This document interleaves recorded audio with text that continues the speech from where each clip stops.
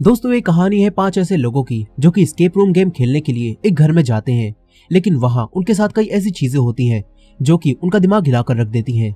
अब क्या वो पांचों उस घर से बाहर निकल पाएंगे और आखिर क्या है वो घटनाएं जिसने इन पांचों का दिमाग हिलाकर रख दिया है? चलिए जानते हैं इस पूरी कहानी में। तो कहानी की शुरुआत में हम कैरन और उसके डैड माइकल को देखते हैं। कैरन के डैड वीकेंड पर अपनी बेटी के साथ घूमने आए थे, लेकिन कैरन अपने कानों में हेडफोन्स लगाए गाने सुनते हुए अपनी दोस्त से चैटिंग कर रही थी। कैरन के डैड उससे कई बार बात करने की कोशिश भी करते हैं, लेकिन कैरन जवाब में हाँ ठीक है, सब ठीक चल रहा है, ये कहकर बात को खत्म कर देती है। इससे हमें पता चलता है कि कैरन और उसके डैड के बीच अच्छी बॉन्डिंग नहीं है। खैर अब तभी इनकी गाड़ी एक टाउन के पास आकर खराब हो जाती है। कैरन के डैड उसे ठीक करने की कोशिश करते हैं, लेकिन उनसे वो ठीक नहीं होती। वो कैरन से कुछ सामान मांगते हैं। कैरन उन्हें वो सामान देकर यहाँ से जाने लगती है। उसका पूरा ध्यान अपने फोन पर था। तभी कैरन के डैड उसे पकड़कर खींचते हैं और कैरन एक ट्रक से टकराने से बाल बाल बचती है। माइकल उससे कहते हैं कि इस फोन की वजह से तुम्हारी जान भी जा सकती थी, लेकिन कैरन कहती है कि ऐसा नहीं होता। अब इसके बाद माइकल कैरन के साथ पास के टाउन में आ जाते हैं, जहाँ एक मैकेनिक उनकी गाड़ी को ठीक करने लगता है।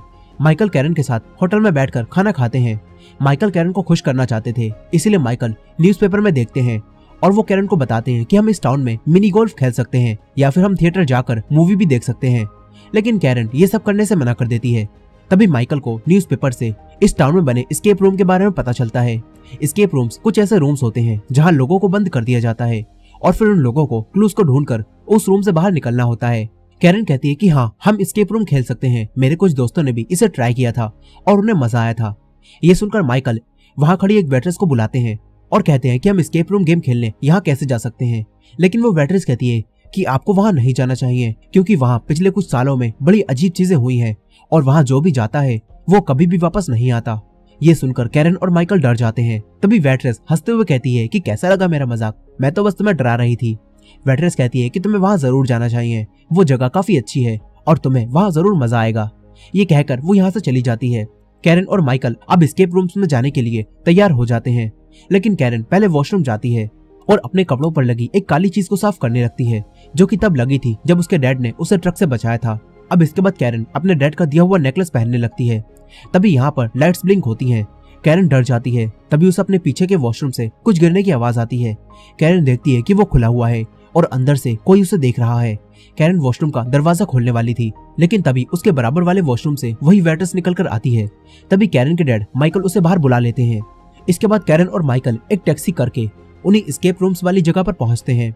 वो देखते हैं कि एस्केप रूम्स एक बड़े से घर में बने हैं और ये घर देखने में काफी पुराना लगता है। कैरन और माइकल घर के अंदर जाते हैं। तभी बाहर जाने का दरवाजा खुद ही बंद हो जाता है। फिर कैरन के सामने एक लड़की आती है। वो कहती है कि तुम दोनों अंदर कैसे आए, क्या तुम दोनों को मैं याद हूँ? ये लड़की कहती है कि मैं जोजी हूँ, चलो बाकी सब तुम्हारा इंतजार कर रहे हैं।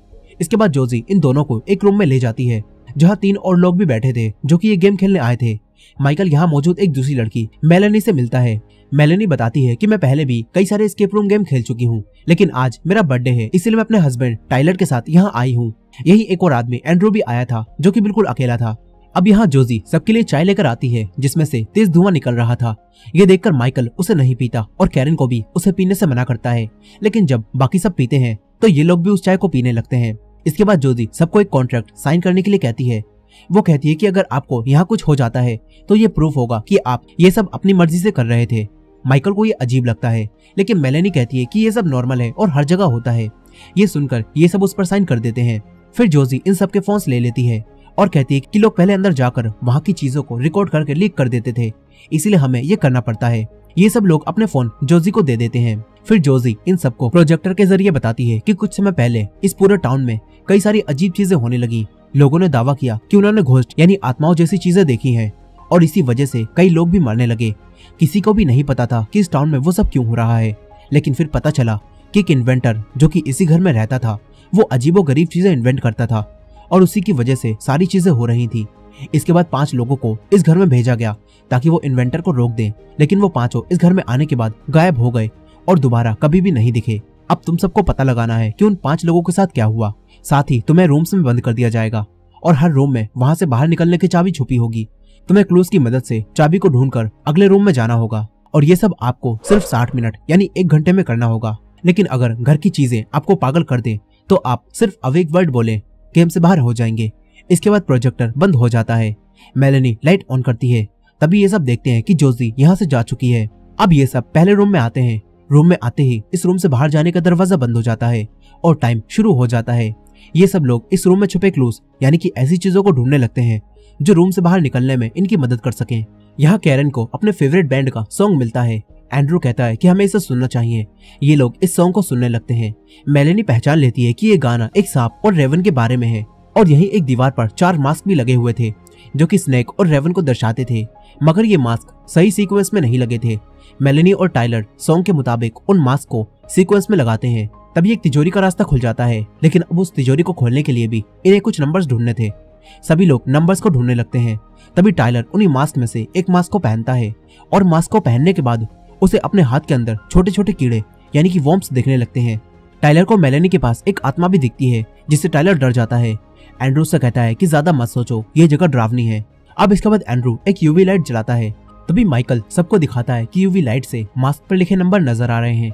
ये देखकर ये सब लोग चारों मास्क पर लिखे नंबर की मदद से उस तिजोरी के लॉक को खोलते हैं और वो लॉक खुल जाता है। इन्हें अगले रूम में जाने की चाबी मिलती है। इसके बाद ये सब लोग उस चाबी की मदद से अगले रूम में आ जाते हैं। दरवाजा दोबारा से खुद ही बंद हो जाता है। यहाँ अब सबको मजा आने लगा था, लेकिन टाइलर को ये सब बेकार लग रहा था। यहाँ इस रूम में इन सभी लोगों को कई सारे डिवाइसेस और घड़ियां लगी हुई दिखती हैं। ये लोग सोचते हैं कि जरूर वो इन्वेंटर जो कि यहाँ रहता था कुछ अजीब चीजें ही इन्वेंट कर रहा था, क्योंकि इस रूम की चीजें और पिछले रूम की चीजें और वो मास्क काफी अजीब थे। ये लोग सोचते हैं कि जरूर इन्वेंटर दूसरी दुनिया की आत्माओं से बात करने की कोशिश करता था। अब यहाँ मेलेनी यहाँ पर रखे एक फोन को उठाती है। तभी दूसरी तरफ से कुछ आवाजें आने लगती हैं। मेलेनी देखती है कि ये तो मेरी ही आवाज है।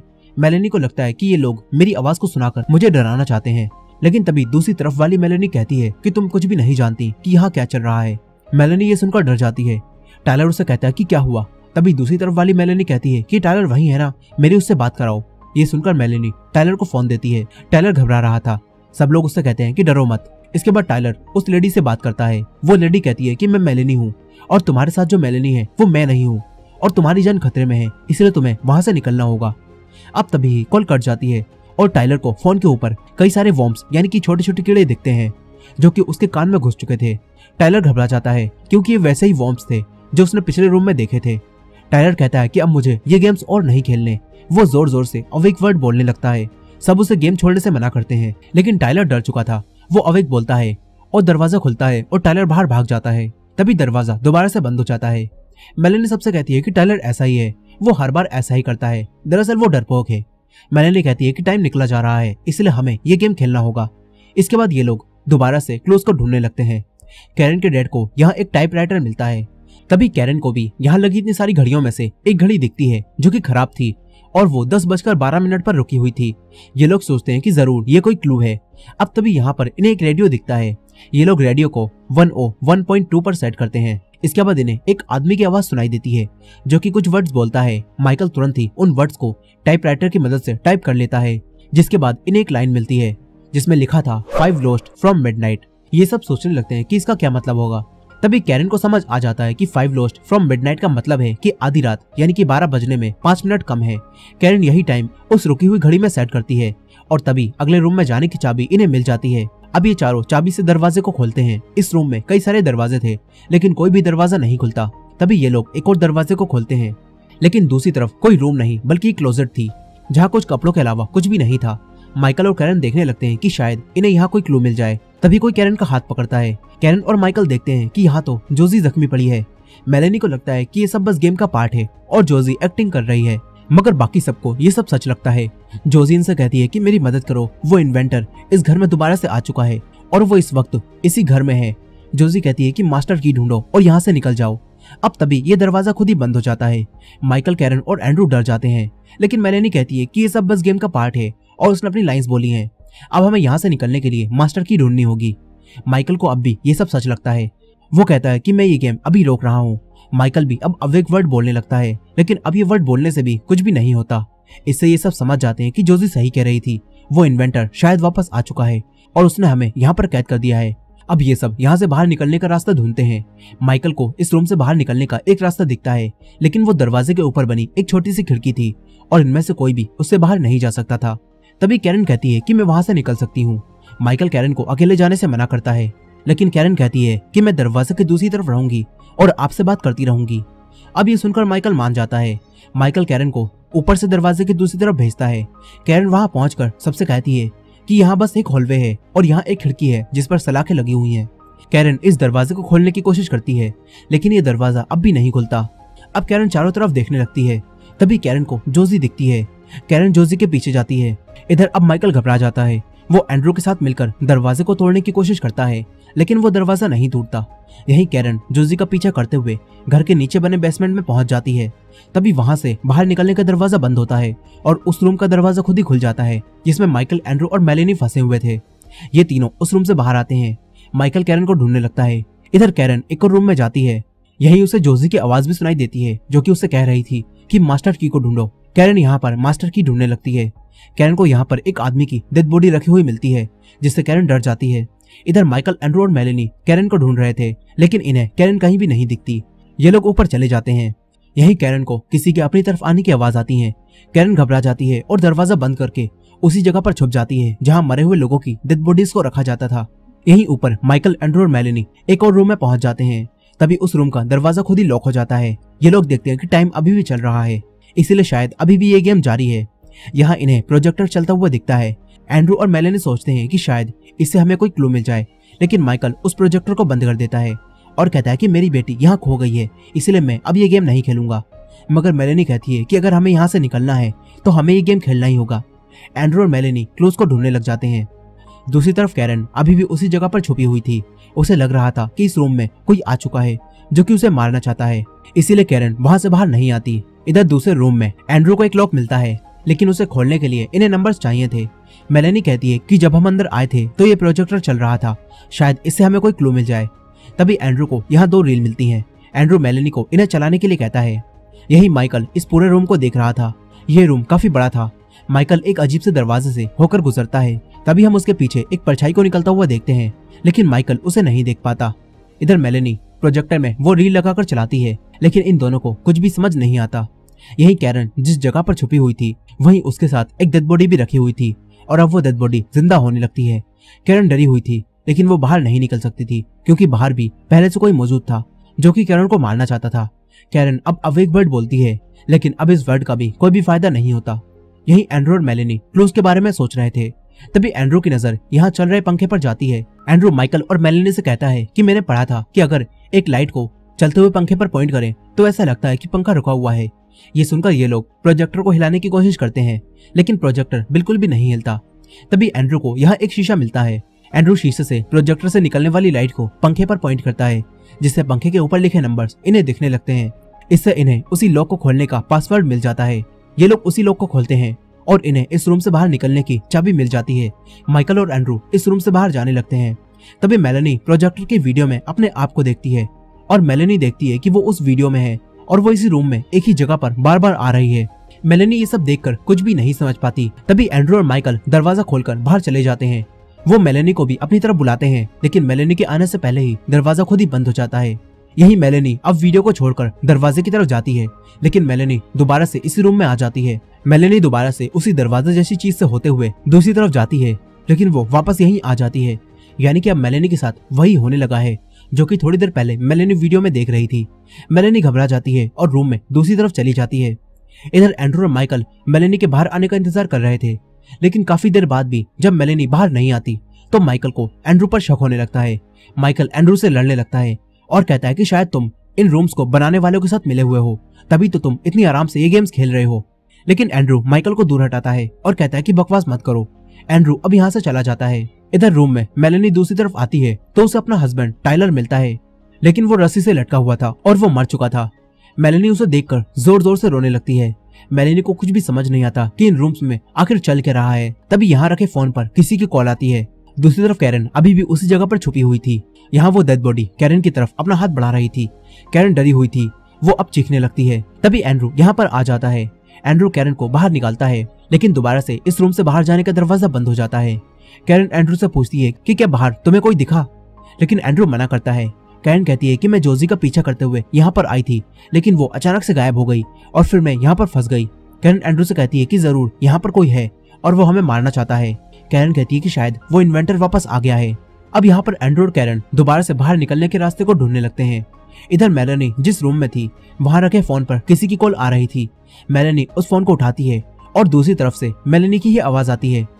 अब यहाँ आपको याद होगा कि कुछ समय पहले जब ये सब लोग दूसरे रूम में आए थे तो तब भी मेलेनी ने वहां पर रखी फोन को उठाया था और दूसरी तरफ से मेलेनी ही बोल रही थी। दरअसल वो इसी समय की मेलेनी थी और यहाँ हमें इस चीज का भी पता चलता है कि ये सब लोग इस घर में आने के बाद एक टाइम लूप में फंस चुके हैं। और अब ये मेलेनी दूसरी तरफ की मेलेनी के साथ टाइलर की आवाज सुनती है। मेलेनी कहती है कि मेरी टाइलर से बात कराओ। मेलेनी टाइलर से बात करती है और उससे कहती है कि तुम्हारी जान खतरे में है, इसलिए तुम यहाँ से भाग जाओ। अब इसके बाद कॉल कट हो जाती है। फिर मेलेनी को यहाँ लगे पर्दों पर किसी आत्मा के हाथ दिखने लगते हैं। मेलेनी हिम्मत करके उनसे बचती है। तभी उसे एक सीढ़ी दिखती है। मेलेनी सीढ़ी से ऊपर जाने लगती है। तभी सीढ़ी टूटती है और उसके सर के अंदर वहां रखी नुकीली चीजें घुस जाती हैं, जिससे मेलेनी की यही मौत हो जाती है। इधर माइकल कैरन को ढूंढते हुए घर में दूसरी तरफ जाता है। जब वो दोबारा आता है तो उसे जमीन पर पैरों के निशान दिखते हैं जो कि वहां लगी पेंटिंग से निकल रहे थे। माइकल पेंटिंग को ध्यान से देखने लगता है। तभी माइकल पेंटिंग वाली जगह पर पहुंच जाता है। माइकल देखता है कि वो घर से बाहर आ चुका है। अब तभी माइकल को पानी के अंदर से एक लड़की बाहर आती हुई दिखती है। माइकल उस लड़की को देखता ही रह जाता है और वो लड़की माइकल के पास आकर उसे जंजीरों से बांध देती है और गायब हो जाती है। इसके बाद माइकल पानी के अंदर खींचने लगता है। माइकल अपने आप को बचाता है। तभी वो वापस उसी जगह पर आ जाता है। यहाँ माइकल की जान बच गई होती है। वो इस पेंटिंग को दोबारा से देखता है और यहाँ से जाने लगता है। लेकिन इस बार हम देखते हैं कि पहले जो पैरों के निशान माइकल ने देखे थे वो खुद इस वक्त के माइकल के पैरों के निशान थे, यानी कि ये सब भी एक टाइम लूप है। अब पुराना माइकल जब बाहर आएगा तो उसे पैरों के निशान दिखेंगे और वो पेंटिंग को देखेगा और उसी जगह पर पहुंच जाएगा। फिर वो वापस यहाँ पर आएगा और पैरों के निशान बनाएगा और ये टाइम लूप इसी तरह से चलता रहेगा। खैर अब माइकल नीचे आ जाता है। इधर कैरन एंड्रू से बात करती है और कैरन अब समझ जाती है कि यहाँ कोई एस्केप रूम गेम नहीं हो रहे हैं, बल्कि शायद हमसे किसी एक्सपेरिमेंट के लिए कॉन्ट्रैक्ट साइन करवाया गया था। कैरन कहती है कि तुम्हें याद है हमें बताया गया था कि 5 लोग यहाँ आए लेकिन वो कहीं गायब हो गए और हमें उनके बारे में पता लगाकर उन्हें बाहर निकलने में मदद करनी थी। कैरन कहती है कि शायद वो 5 लोग हम ही हैं और हमें हमारी ही मदद करनी है। कैरन सही कह रही थी क्योंकि ये लोग टाइम लूप को तोड़कर यहाँ से बाहर निकल सकते हैं, लेकिन अभी तक इन्हें ये नहीं पता कि ये लोग किसी टाइम लूप में फंसे हुए हैं। अब यहाँ ये दोनों इस रूम से बाहर निकलने के क्लूज को ढूंढते हैं। कैरन को कुछ पेपर्स मिलते हैं जिन पर लिखा था कि ऑब्जेक्ट पेट के अंदर है, लेकिन कैरन को अभी इसका मतलब समझ नहीं आता। इधर एंड्रू को बाहर जाने का एक रास्ता मिलता है, लेकिन उस पर ताला लगा हुआ था और इन्हें अब चाबी ढूंढनी थी। ये लोग चाबी ढूंढते हैं। तभी कैरन को इस घर का ब्लूप्रिंट मिल जाता है। इससे इन्हें पता चलता है कि चाबी कमोड के अंदर होगी। अब ये दोनों सोचते हैं कि जिन्होंने ये घर बनाया है उनसे और क्या उम्मीद की जा सकती है, इसलिए ये दोनों चाबी को ढूंढने के लिए कमोड में हाथ डालने का फैसला करते हैं। एंड्रू कमोड के अंदर हाथ डालता है और चाबी को ढूंढने लगता है। तभी उसके हाथ में एक कटा हुआ हाथ आ जाता है। ये दोनों उसे देखकर डर जाते हैं, लेकिन फिर कैरन हिम्मत करके कमोड में हाथ डालती है और उस हाथ को बाहर निकालकर फेंक देती है। इसके बाद कैरन चाबी को ढूंढती है। कैरन को वो चाबी मिल जाती है। ये दोनों उस चाबी से उसी ताले को खोलते हैं और उस रास्ते से आगे जाने लगते हैं। इधर नीचे कैरन के डैड माइकल कैरन को हर जगह ढूंढ रहे थे। तभी वो एक रूम में पहुंच जाते हैं और डायरेक्ट ऊपर आ जाते हैं। माइकल समझ जाते हैं कि ये घर नॉर्मल बिल्कुल भी नहीं है। इधर कैरन और एंड्रू आगे बढ़ रहे थे। तभी कोई एंड्रू को पीछे खींचकर जान से मार देता है। कैरन ये देखकर चीखने लगती है। यही माइकल को कैरन की चीखने की आवाजें आती हैं। माइकल आवाजों का पीछा करते हुए उसी रूम में आ जाते हैं। यहाँ माइकल को टाइलर लटका हुआ मिलता है, जिसे देखकर माइकल चौंक जाते हैं। तभी दूसरी तरफ से कैरन भी इसी रूम में पहुंच जाती है। उसे मेलेनी की डेड बॉडी दिखती है, जिससे वो चीखने लगती है। माइकल कैरन के पास आ जाता है। इन दोनों को पता चलता है कि अब इनके अलावा बाकी सब मर चुके हैं। माइकल कैरन को संभालता है। तभी ये लोग देखते हैं कि घर अपने आप को दोबारा से खुद ही रीसेट कर रहा है। ये लोग इस रूम से बाहर जाने लगते हैं। तभी माइकल देखता है कि जिस लॉक को इन्होंने पहले खोला था वो दोबारा से लॉक हो चुका है, लेकिन इस बार माइकल को पता था कि इसे कैसे खोलना है। माइकल एक रॉड की मदद से ऊपर चल रहे पंखे को रोकता है। फिर लॉक को खोलकर ये लोग दूसरे रूम में पहुंच जाते हैं, लेकिन ये वही रूम था जिसमें ये सब लोग सबसे पहले आए थे। अब इनके सामने टाइलर आता है, जो कि काफी डरा हुआ था। दरअसल ये टाइलर उसी वक्त का टाइलर था जो उस रूम से निकला था। अब ये टाइलर इन दोनों को नहीं देख पाता। तभी दूसरे रूम से एक हाथ बाहर आता है, जो कि टाइलर को अंदर खींचकर जान से मार देता है। यहाँ कैरन और माइकल ये देखकर चौंक जाते हैं। माइकल कैरन को बताते हैं कि टाइलर तो मर चुका था। यहाँ अब कैरन समझ जाती है कि हम यहाँ पर टाइम लूप में फंस चुके हैं। अब ये दोनों घर से बाहर निकलने के लिए मास्टर की ढूंढने लगते हैं। ये लोग इस रूम को एस्केप करके दूसरे रूम में जाते हैं, जो कि वही रूम था जिसमें कई सारी घड़ियां लगी हुई थी। इन्हें पता था कि इस रूम को किस तरह एस्केप करना है, इसलिए ये लोग चाबी को ढूंढकर फिर से उसी क्लोजेट को खोलते हैं, जहां इन्हें दोबारा से जख्मी जोजी मिलती है। जोजी इनसे कहती है कि मास्टर की ढूंढो। यहाँ ये दोनों मास्टर की को ढूंढते हैं, लेकिन इन्हें वो नहीं मिलती। तभी कैरन को याद आता है कि जोजी के गले में एक नेकलेस था जिसमें एक चाबी लगी हुई थी, लेकिन अब उसके गले में वो नहीं है और साथ ही उसके पेट में कोई जख्म भी है। यहाँ कैरन समझ जाती है कि उसने जो बेसमेंट वाले रूम में पढ़ा था कि ऑब्जेक्ट पेट के अंदर है, यानी कि उसका मतलब था कि चाबी पेट के अंदर है। कैरन माइकल को ये सब बताती है। इसके बाद माइकल जोजी के पेट में हाथ डालकर उस चाबी को निकालता है। इन्हें चाबी मिल जाती है। ये लोग चाबी से एक दरवाजे को खोलते हैं और उसी होटल के वॉशरूम में पहुंच जाते हैं जहां ये दोनों खाना खाने के लिए रुके थे। अब यहाँ इन्हें किसी के आने की आवाज आती है। ये दोनों वॉशरूम में छुप जाते हैं। तभी यहाँ पर दूसरी कैरन आती है। ये उस समय की कैरन थी जब कैरन एस्केप रूम गेम खेलने जाने से पहले वॉशरूम में आई थी। कैरन और माइकल उसे देखकर हैरान थे। तभी कैरन के हाथ से कुछ नीचे गिर जाता है। बाहर खड़ी पहले वाली कैरन पीछे देखती है तो उसे वॉशरूम का दरवाजा खुला दिखता है। वो दरवाजा खोलने वाली थी, तभी बराबर वाले वॉशरूम से वही वेट्रेस निकल कर आती है। अब ये वही सारी चीजें थी जो हमने पहले भी देखी थी। अब इसके बाद पहले वाली कैरन और वेट्रेस दोनों यहाँ से चले जाते हैं। फिर कैरन और माइकल दोनों बाहर आते हैं तो देखते हैं कि वो दोनों उसी होटल में पहुंच चुके हैं, यानी कि फाइनली वो दोनों घर से बाहर निकल आए। इन दोनों के लिए ये सब खौफनाक था, इसलिए ये दोनों तुरंत बाहर आते हैं। इन्हें अपनी गाड़ी दिखती है जो कि अब ठीक हो चुकी थी। ये लोग गाड़ी के पास आ जाते हैं ताकि तुरंत इस टाउन से बाहर निकल सकें। यहाँ माइकल को एक नोट मिलता है जिसमें लिखा था कि आपकी गाड़ी ठीक करने का कोई भी चार्ज नहीं है, क्योंकि ये बस छोटी सी प्रॉब्लम थी। आपको चाबियां गाड़ी के अंदर मिल जाएंगी। अब ये देखकर ये दोनों गाड़ी के अंदर बैठते हैं, लेकिन वहाँ इन्हें गाड़ी की चाबियां नहीं मिलती। ये लोग देखते हैं कि ग्लोव बॉक्स जिसमें चाबियां हो सकती थी उसमें ताला लगा हुआ है, यानी कि ये लोग अभी भी गेम में फंसे हुए हैं और टाइम लूप से अभी भी बाहर नहीं निकले हैं। अब इसके बाद हम उसी घर को देखते हैं जो कि फिर से खुद को रीसेट कर रहा था, और इसी एंडिंग के साथ ये मूवी यहीं खत्म हो जाती है। दोस्तों, इस मूवी की एंडिंग थोड़ी कॉम्प्लिकेटेड थी, लेकिन लेट मी एक्सप्लेन। इस मूवी में हमने देखा कि कैरन अपने डैड के साथ एस्केप रूम गेम खेलने के लिए एक घर में गई जहाँ कोई इन्वेंटर अजीब चीजें इन्वेंट करता था। शायद उसी आदमी ने इस घर में कुछ अजीबोगरीब इन्वेंट किया होगा जिसे उस इन्वेंटर ने पैरानॉर्मल चीजों के साथ जोड़ दिया, जिस वजह से ये पांचों लोग एक टाइम लूप में फंस गए। लेकिन टाइलर, मेलेनी और एंड्रू तीनों घर के अंदर ही मर गए और इस तरह उनकी कहानी पूरी हो गई। मगर कैरन और माइकल किसी तरह घर से बाहर आ गए। इन दोनों को लगा कि इन दोनों ने रूम्स को एस्केप कर लिया है, लेकिन असल में अभी भी ये दोनों टाइम लूप में फंसे हुए हैं और इस टाउन से बाहर निकलने के लिए न जाने इन दोनों को और कितने गेम्स खेलने पड़ेंगे, या फिर इन दोनों की मौत के साथ ही ये लूप भी खत्म हो जाएगा। खैर, इस मूवी की एंडिंग इस मूवी के टाइटल नो एस्केप रूम को जस्टिफाई करती है, यानी कि कैरन और माइकल कुछ भी कर लें लेकिन वो कभी भी इस लूप से बाहर नहीं निकल सकते। खैर, आपको क्या लगता है, क्या कैरन और माइकल किसी तरह इस लूप को तोड़ सकते थे या नहीं? कमेंट में जरूर बताइएगा। और ये वीडियो पसंद आई हो तो वीडियो को लाइक करना मत भूलिएगा, और हमारे चैनल पर नए हैं तो हमारे चैनल वॉच मिस्ट्रीज हिंदी को सब्सक्राइब कर लीजिए। मिलता है नेक्स्ट वीडियो में।